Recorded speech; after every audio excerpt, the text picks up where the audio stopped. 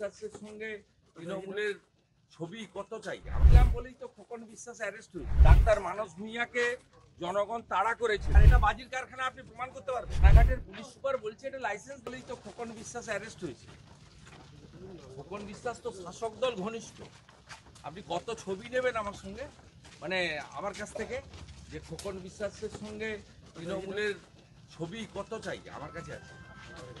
জি কারখানার বিরোধিতা কেউ করছে না, এটা যে বাজি কারখানা কে প্রমাণ করবে? রানাঘাটের পুলিশ সুপার বলছে এটা লাইসেন্স নেই। বাজি কারখানার ক্ষেত্রে আপনার দূষণ নিয়ন্ত্রণ পর্ষদের যে নির্দেশিকা, হাইকোর্ট সুপ্রিম কোর্টের একাধিক যে গাইডলাইন মেনে করুন না। এগরার খাদিকুলের ঘটনার পরে মাননীয় মুখ্যমন্ত্রী এবং তার প্রধান সচিব প্রাক্তন চিফ সেক্রেটারি আলাপন বন্দ্যোপাধ্যায় যে কথাগুলো বলেছিলেন 23 সালে, আজকে 25 সালের ফেব্রুয়ারি মাসে কল্যাণীর ঘটনার মধ্য দিয়ে প্রমাণ হয়েছে কেবলমাত্র ওই কথাগুলো, প্রতিশ্রুতিগুলো আইওয়াজ দেওয়া, এবং এগরার ঘটনা থেকে যেখানে ডাক্তার মানস ভূঁইয়াকে জনগণ তাড়া করেছিল,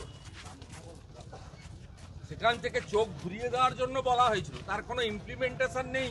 এটা তো প্রমাণ হয়েছে কল্যাণীর ঘটনা। তিনি বলেছেন যে আপনি এর সঙ্গে বাজির সঙ্গে কয়েক লক্ষ লোক যুক্ত, তারা যদি দূষণ নিয়ন্ত্রণ পর্ষদের নির্দেশ মেনে, তারা যদি মানে কোনো জায়গায়, ফাঁকা জায়গায় হাব তৈরি করে মানে দূষণমুক্ত বাজি ব্যবহার করেন, ক্ষতি কিছু নেই, তার সঙ্গে এর কোনো সম্পর্ক নেই। আর এটা বাজির কারখানা আপনি প্রমাণ করতে পারবেন। যাদের নাম বলছেন তারা আগে লাইসেন্সটা দেখান না, এটা বাজির কারখানা ছিল।